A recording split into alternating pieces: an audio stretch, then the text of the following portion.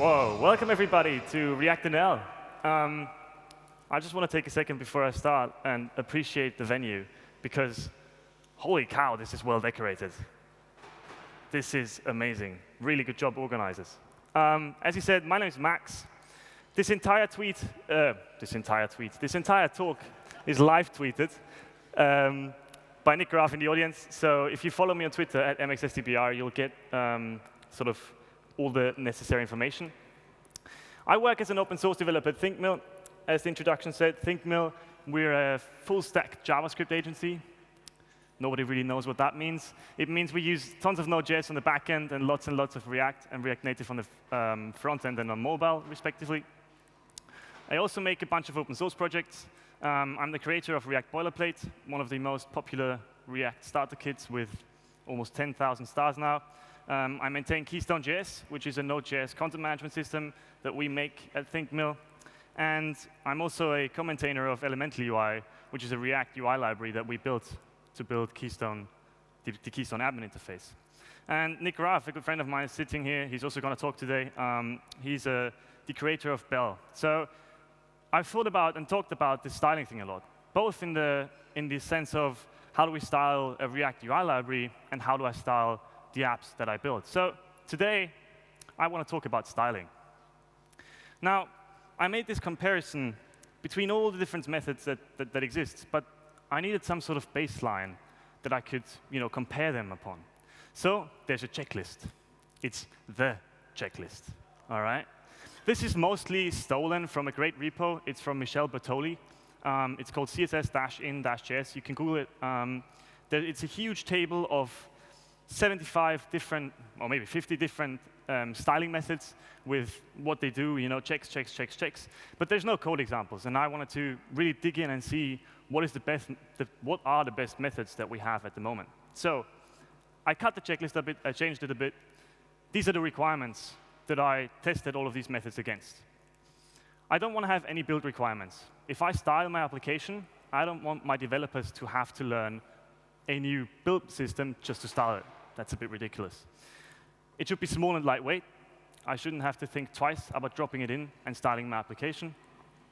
It should support global CSS, because while we want isolation for our components in a component-based system, sometimes you do need global CSS, right? Sometimes you need to add a font face, for example, and font faces are global. So it should support global CSS. It should support the entirety of CSS. We have a language that's made for styling, right? That's what it's made for. We have hover styles, we have active styles, we have focus, we have check, we have a tiny bit of logic in CSS, right? That we can use to style our applications. Why should we alias that in JavaScript? Why should we do that with JavaScript if we have support for it in our styling language, right? Let's just use CSS for what it can and help it be even better. The styles should be co-located, and I'll talk more about what that means soon. They should be isolated, because while CSS is very global, right, and that works for websites, but in the component-based systems, you really want your styles to be isolated to the component you're building, right? You don't want the styles of the button to affect how the header looks like. That doesn't make any sense, right? The styles of the button should only be concerned about what the button looks like. There's an old joke about CSS. Two CSS selectors walk into a bar stool in an entirely different bar falls over. That's what CSS sometimes feels like, right? You change something somewhere, and something somewhere entirely different breaks. And we want to avoid that in a component-based system. The styling method should be easy to override. If my designer says the button on page number 100,022 should be red instead of green, I shouldn't really have to make an entirely new component and do all of that stuff. I should just be able to override the styles that one time. It should be themable. This is an important requirement for UI libraries, and I kind of want to style my the UI libraries that I use in the same way that I style my application, right? I don't want to have two styling systems in the same app. That doesn't make any sense. So it should be themable. It should have some sort of built-in support, standard support for theming. And it should support server-side rendering, because you might want to do that. And it should not have any wrapper components, because I hate looking into the React DevTools and having to dig through hundreds of components to find my own ones, right? So the thing with this checklist is there is no all-green solution. There is no solution that ticks all the boxes. That's a very important point. That's because every app is different, and every app has different trade-offs, right? When you build an app, you have certain trade-offs that enable certain features. And the same thing is true for styling libraries, right? They take certain trade-offs, as we will see, but for that, they get support for some very special features that some others might not have. So that's something to keep in mind. There is no all-green solution here. There is no solution that ticks all of the boxes. Now, to compare these styling methods, we need something to compare them against. And I wanted to simulate sort of a real-world example, right? I didn't want to just build another to-do list, right? I wanted something where I could actually have all of the things that I need, all of the things that could happen in a real-world app in one small example. So Michel Bertoli made an example, which is this. The design is obviously blatantly stolen from the Twitter mobile interface. This is entirely custom built. It has some interactions. So when you hover over it, it shows an underline. If you hover over the links, it shows an underline. And you can click on the like button, and it has this sort of small popping, bouncy animation and turns red. Very fancy, I know. It's like, beautifully designed, obviously. It also has some, it's also responsive. So if you resize it, it adapts to bigger screens. It has this sort of jump. If you look at it on a bigger screen, you're going to get a bigger font size. And then when it gets smaller than the minimum size, what happens is it just squeezes together. It's all size with percentage, very standard responsive design stuff, nothing special happening there. Let's take a look at how this is implemented, right? So we have this app component that wraps everything. I know, groundbreaking stuff here, right? This is, nobody's ever done this before. An app component inside of which there's a tweet component. Well, who would have thought? That tweet component is made out of 3 components: a header, the content, and the footer component. I know, it's genius, right? This is blows my mind. Now, these components are just standard React components, right? Except for some small things. Like if we look at the content component, you might notice something pretty weird.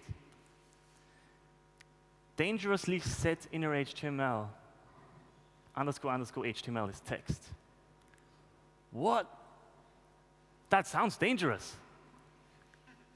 Why would you do that? So we have full control over the data that this component gets, right? And we have full control over the rendering.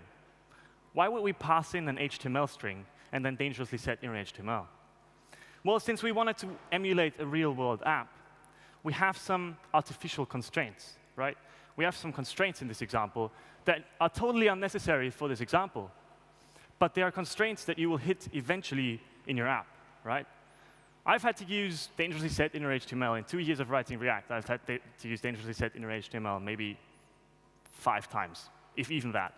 But the 5 times I've had to use it, I've really, really had to use it. And I don't want to have to add an entirely separate build step just to style the stuff that I inject via dangerously set inner HTML when I have to, right? The styling method should just support that. So really, these constraints aren't artificial. They're just constraints that we put in, right? They're constraints that every app will, or most apps will reach one way or another. And we wanted to see where the edge cases are of these styling methods. Now, I've been stating styling methods, styling methods, styling methods. Which methods am I talking about? Well, these are the 5 methods I want to look at today. The first one, vanilla CSS. Very fancy, I know, but we need some sort of baseline to go from. Then we'll take a look at CSS modules, which is the most popular way to style React applications at the moment, except for vanilla CSS. And then we'll go to CSS in JS with JSS and Aphrodite, and to inline styles with Radium. I just said CSS in JS and inline styles. What's the difference there? Why is that different things? So when you write your styles as a JavaScript object, in React, and that is built in, supported, you can attach it to the style prop. So you can go p_style equals an object of CSS, right? And that just works. And what happens is React takes that object, loops over it, takes every property and every value, and sort of puts it into the DOM as a string, and just attaches it to the element as inline style, right? It just says p_style equals, and then a string of whatever styles you have. Whereas with CSS in JS, you attach something to the class name. Instead of attaching something to the style, you attach something to the class name. And this isn't built into React or anything. You need a library to do that. And what the library does is it takes your styles that you write as JavaScript objects and makes it CSS, and then somehow injects it into the DOM and sets the class name of the thing you want to set the class name on to something unique, so it's isolated and you don't have class name overlaps. So that's the difference between inline styles and CSS in JS. So let's start with CSS. It's very special. This is what CSS looks like. I know. Bear with me here. We have some, global styles. We have a class, and then we have a media query. Nothing fancy going on. This is what the styles of our content component look like. The one thing to note here is that we use BEM notation, so we do tweet__content to avoid naming clashes. And we also do nesting, because into this content, as we know, we use dangerously set inner HTML to inject the content. But the links inside that injected content need to have a certain color, and they need to have an underline when you hover over them. So this is the way to do that in CSS, right? We've all seen this before. It's nothing fancy. What this looks like in the component, well, we attach class names, and that's it. We've all done this before. Nothing fancy going on here. Let's take a look at the checklist, what that's like for CSS. So we don't have any build requirements, obviously. It's the smallest and lightweight as it could be. It totally supports global CSS. It obviously supports the entirety of CSS. It is CSS after all. It's totally not co-located. It's totally not isolated. It's easy to override. There is kind of theming support with custom properties. And that's going to be like, as soon as they're supported everywhere, theming in CSS will be amazing. But right now, they're just not supported everywhere, so you can't actually use them. So that's why it's a kinda. It totally supports server-side rendering, obviously, and there is no wrapper components. The thing is, the 4 other methods that I want to talk about today, all of them are trying to beat this checklist, right? All of them are trying to be better than this, in the sense that they want to have co-location and isolation as features. And for that, they take some trade-offs, right? They don't have some other things to give you support for co-location and isolation. And that's the whole idea behind them. So let's take a look at CSS modules, right? Our code is, again, CSS. It doesn't actually look any different, right? It's global styles if you want them, and then a class, a media query, everything. It's just CSS. Our content component styles look a tiny bit different because we don't use BEM notation here, so the whole tweet__ thing is gone. Everything else is exactly the same. How do we use this in our components?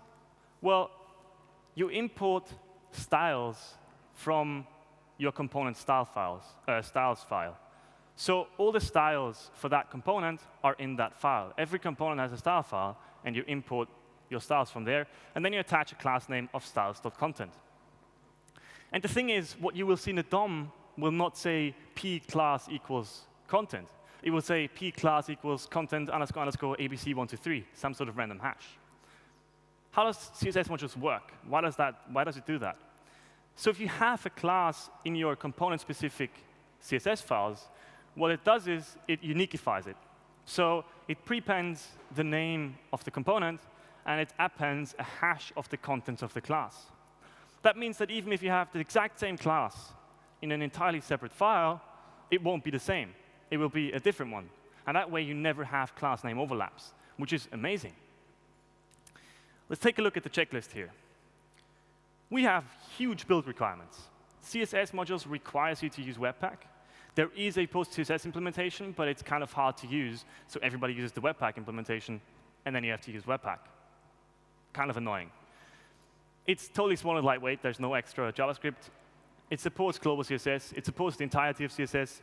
It's kind of co-located in the sense that it has to be in a separate file. And we'll get to why that's a kind of very soon. It's isolated. It's easy to override. It does not have any special theming support. It's server-side renderable. And there is no wrapper components. Michael Chan recently put out this great article about styling components. And he had this quote in there where he said, if you're writing React, you have access to a more powerful styling construct than CSS class names. You have components. And that, I think, is very much the crux of why people like inline styles. Instead of having to rely on global CSS classes, you can suddenly rely on JavaScript, and you can do logic and math to style your application. Actual logic and math, not pretended logic and math. We can abstract implementation details. So if you imagine a primary button component, right? That can just render a button component with a second class. And your user, the person who uses your primary button, doesn't even have to be aware what the class is or how it's styled, or it just doesn't matter. In React, the component matters, right? That also means that that was just an example of math, right? Because if you have a primary button that renders a button with an extra class, that's partial application. And we can do things like composition with components, which are totally not possible in CSS. It's just so much more powerful as a language than what we have in CSS. So I just talked about this a bit, but let's elaborate a bit. Why do we want to collocate our styles in the same file as our component? And really the question here is, why do we want to put our styles in our JavaScript? As I just said, we can use the power of JavaScript, right? I can just copy and paste code from wherever to wherever, and it's going to work. I no longer have two languages I need to worry about, right? I just have JavaScript files. I don't have any CSS files anymore. With CSS modules, if you want to use, with CSS, if you want to move some styles around, you have to go to the right file. You have to cut the right part. Then you have to find the other right file. And then you have to paste the right part. And then you have to, and it's a lot harder than just taking that block and putting it into another file, right? Dependencies are really easy to find. Like, everything is just imported at the top of my file, so I know exactly what my component uses. We have really good code reusage. Because we can share constants between CSS and JavaScript, we can really easily adapt to the environment a lot better with very complex requirements, right? In JavaScript, we have a lot more information about what the user does and who he is or who they are, right? And that way, we can adapt our styling based on what the user does, based on a lot more complex queries than we can do in CSS, right? In CSS, we've got media queries, but that's about it. This is a great quote by Jordan Scales, also from an article, where he said, "Separation of concerns, you may chant. Well, I've separated my concerns for 10 years, and now I'm too scared to touch my CSS." And I'm sure that's a feeling that many people have felt, right? With CSS, sometimes you just get these bugs where something breaks and you have no idea why, and you're looking at a 2-year-old project and it takes a day to do anything because everything always breaks. It's really annoying. And so we're trying to solve that, especially in the component-based systems. The whole global thing with CSS is just not what we want, right? We don't want global styles. We want our component to look how our component should look like, right? Not any different. Why should that affect anything else? With that in mind, let's take a look at JSS, the first CSS in JS implementation. This is what global styles look like in JSS. As you can see, it's written in object notation. It's in JavaScript. You can have media queries. That works perfectly fine. With global styles in JSS, you need to do this inject cheat thing at the very bottom and set the option of named to false. Otherwise, JSS will go ahead and uniqueify your class names, which you don't want because you want the HTML styles to be on the HTML tag and not some random class name. This is a bit weird because inject cheat returns a component, so you then have to render the result of this into the DOM, which feels a bit weird, but I know Oleg is very much at work making this API better, so that's great to know. This is what the styles for our component look like. As you can see, again, object notation, and we have full nesting support. So this is the styles for our content component. Again, we need to style the links a bit differently, and they're injected, so you can just nest your things, right? That just works. And then how do you use it? Well, JSS has this, again, inject cheat, the same thing, except this time we don't pass the named false option to it. And what that does is it injects the sheet into your component. So you go and your component gets this sheet property that has a classes property. And you can use those classes. You can just add them to your elements. And JSS will take care of injecting the CSS properly, making sure it works everywhere, prefixing it, all that stuff. It just does all of that. You just write inject cheat, styles, and content. and that's it. Let's take a look at the checklist here. We have no build requirements whatsoever. It's small and lightweight. It's like a few hundred lines of code. It kind of supports global CSS. Again, it returns a component and you have to render it, which is a bit weird, but that's going to be fixed soon. It supports the entirety of CSS.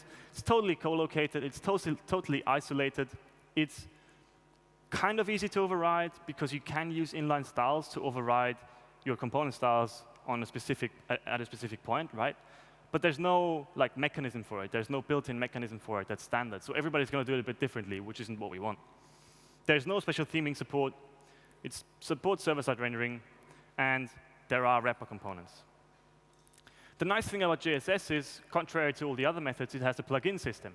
So you can write plugin systems to do something with the CSS you write, with the styles you write, which is how nesting support was added, right? And that's very nice. That's a very good idea. So if we look at this, right, as the first true CSS and JS method, this sort of gets the co-located and isolated, but loses the no wrapper components and the global CSS against vanilla CSS, right?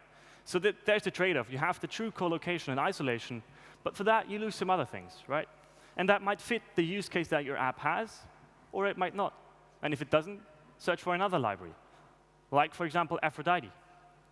Aphrodite does, this is what the styles for a content component look like. There is no support for global styles, so I can't actually show you how to do global styles because it's not possible. There's no nesting either. You don't see any anchor tags here. It's just the styles for a content component. This is how you use it in your component. You have this CSS method, and you say class name equals CSS, and then you pass in styles.content.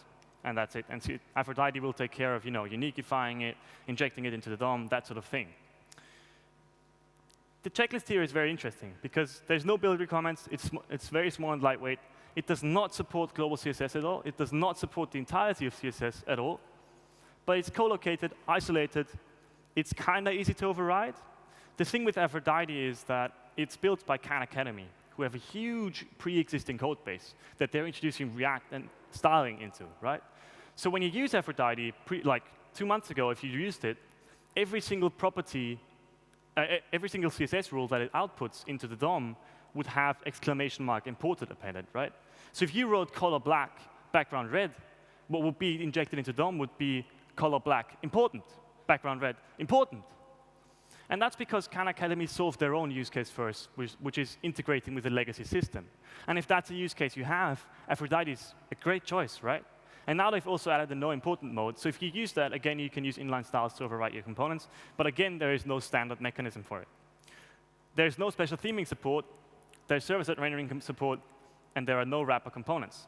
So Aphrodite has this whole, OK, it's really easy to integrate in a legacy system, in a pre-existing code base, right? And it's co-located and isolated and all that. But for that, the trade-off is that we don't support the entirety of CSS, and we don't support global CSS. So again, it's all about trade-offs, right? They have a different use case in their application, so they have different trade-offs in their styling libraries. Let's take a look at Radium. And this is really interesting, because Radium is the only true inline styles method that people use, except for in React Native. This is how global styles work in Radium, and I think this is a great API.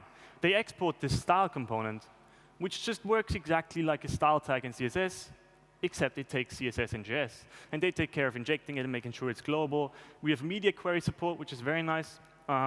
This is what the styles for a content component look like. Again, there's no nesting support. In fact, Radium doesn't even support most pseudo selectors. Radium supports hover, active, and focused, I think. But it doesn't support any of the others. And that's because it's inline styles. And if you attach styles as a string to elements in the DOM, you cannot have pseudo-selectors. So what they do is, when you use Radium, they alias that in JavaScript. So they check which of your components use hover, and then they go in and say, OK, on mouse over, add other styles, like the hover styles, and on mouse out, remove them again, right? So this is what it looks like in your component. You just import Radium from Radium, say wrap your component in Radium in a higher order component, and then just say style equals styles.content, or style equals styles.media. Let's take a look at the checklist here, and this is where Radium is really interesting. There are no build requirements. It's very much small and lightweight. It supports global CSS.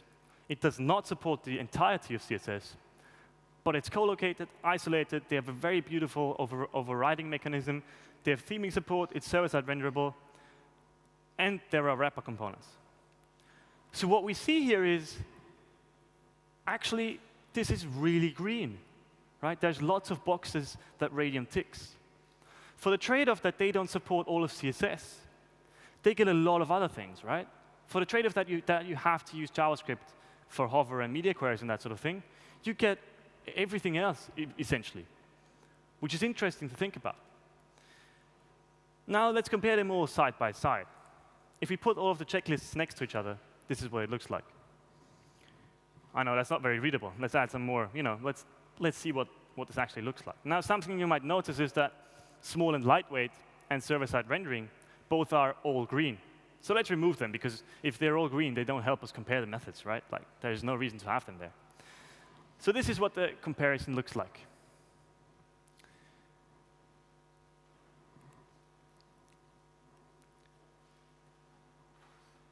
But there is one more thing I want to talk about today.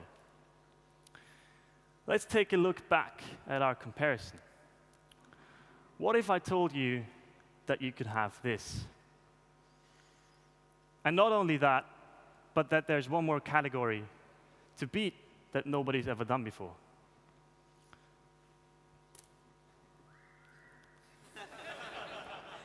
Exactly.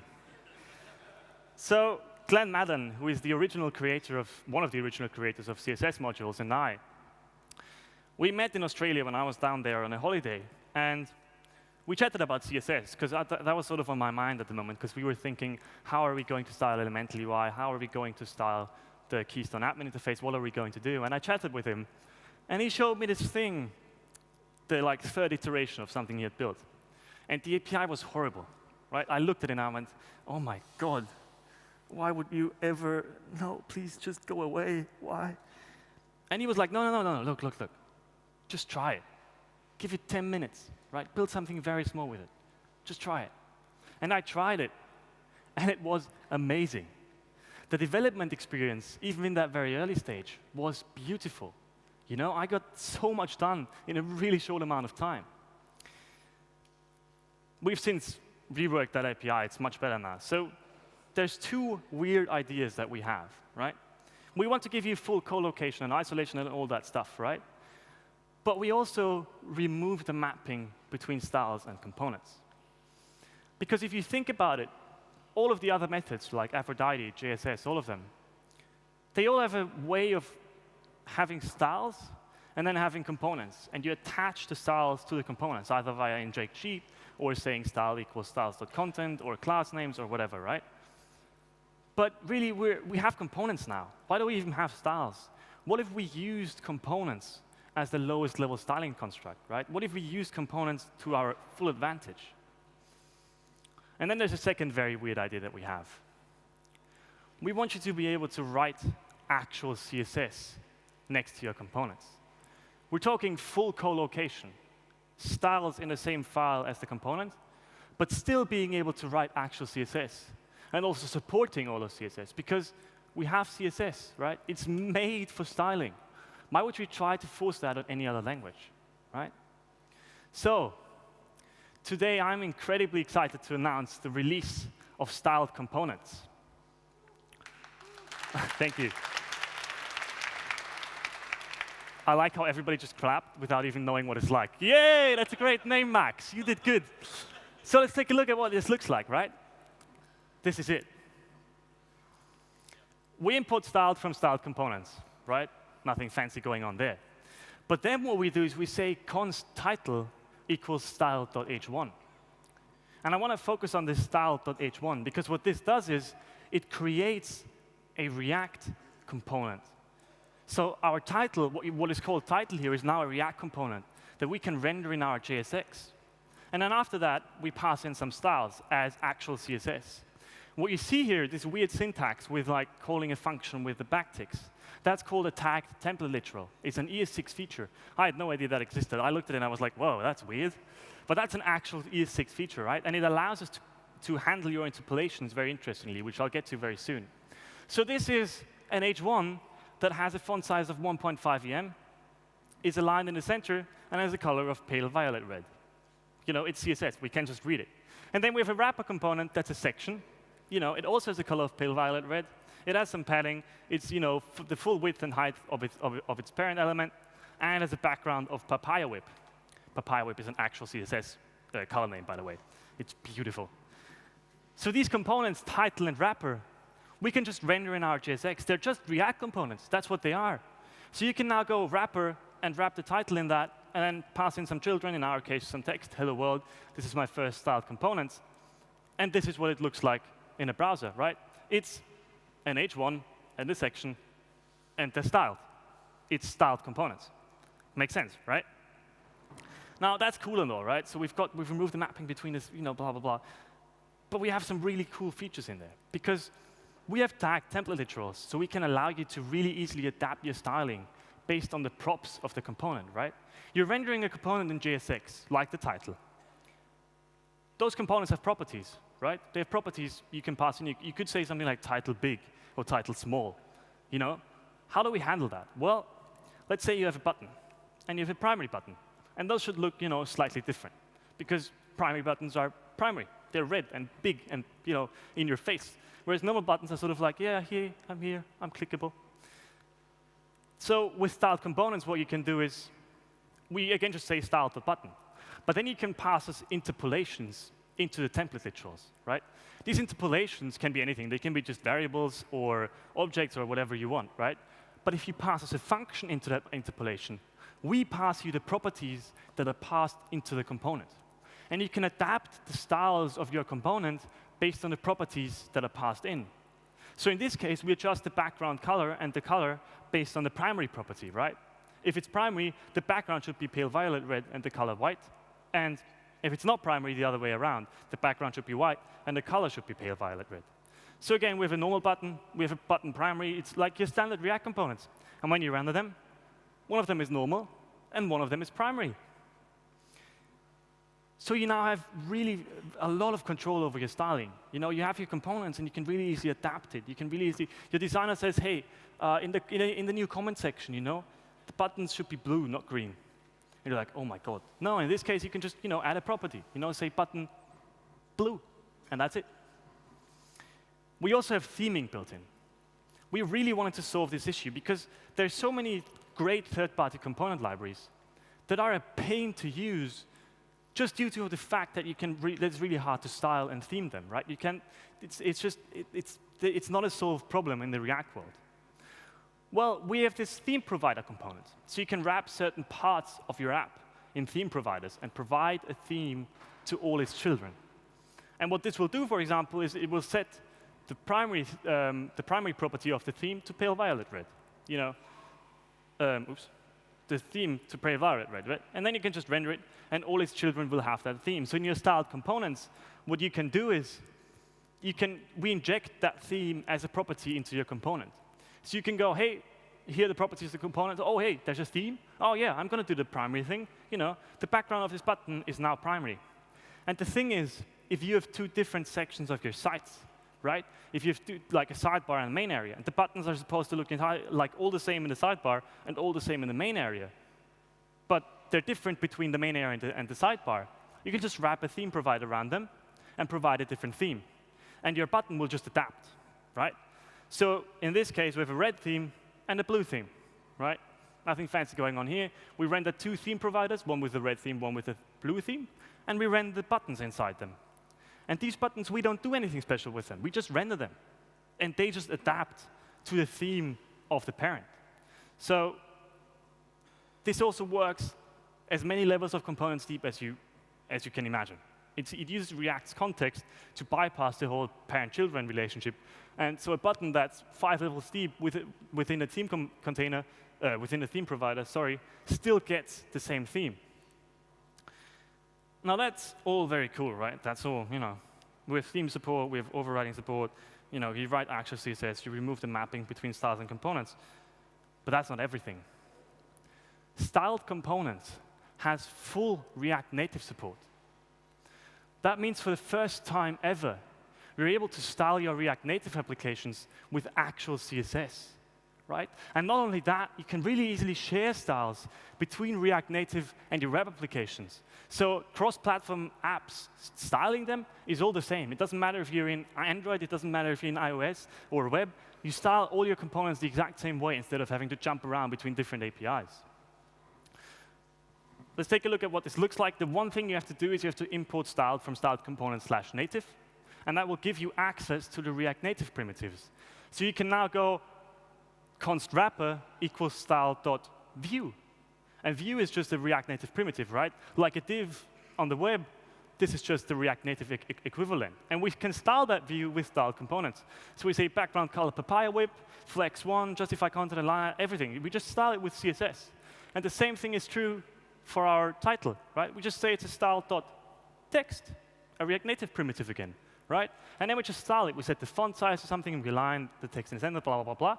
And then we just render it in our React Native application like any other React component. And, well, this is what it looks like. Yeah, I like whoever that is. This is an actual screenshot from my phone. When I took this screenshot, I was like, holy cow, this actually works. That's awesome. So we've checked off more boxes than any other styling method before us. Not only that, we've checked off so many boxes that we believe that styled components is a very good way to style your React and React Native applications. So that's all cool and all, right? But can you actually use it? Yeah, you can. npm install styled components, and it works right now. I know, 2 days ago, right? We all remember. So right now, it's yarn add styled components, right? Forget the npm install, just do yarn add, and that perfectly works. The whole thing is open source, so if you go to github.com/styledcomponents, you will see the entire source. Use it, submit issues, submit pull requests, let us know what you think, give it a star. We've been working on this for a few months. We use it in our project. We love it. We think it's great, and we want everybody to use it. There's a few more links you will have to take a look at. There's the comparison repo, github.com/styledcomponents/comparison, which has all of the code you just saw. It has the example tweet built with every single styling method. You can take a look at it. You can take a look at the code. You can run each of the examples. You can see what they behave like. You can see what it's looked like to style applications with each of these methods. We have an amazing website that I built in 2 hours, styled-components.com. Take a look at it. It's very nice. And I also want to point to this great repo, github.com/michelbartoli/css-in.js. This is a big part of where I stole the part of the checklist from. They have a huge table with 50 different methods of styling with a checklist that says, OK, it can do this, it can do that. That's how it works. It's very nice. Thank you, Amsterdam. You've been great. Enjoy the rest of the day. Enjoy the remaining talks.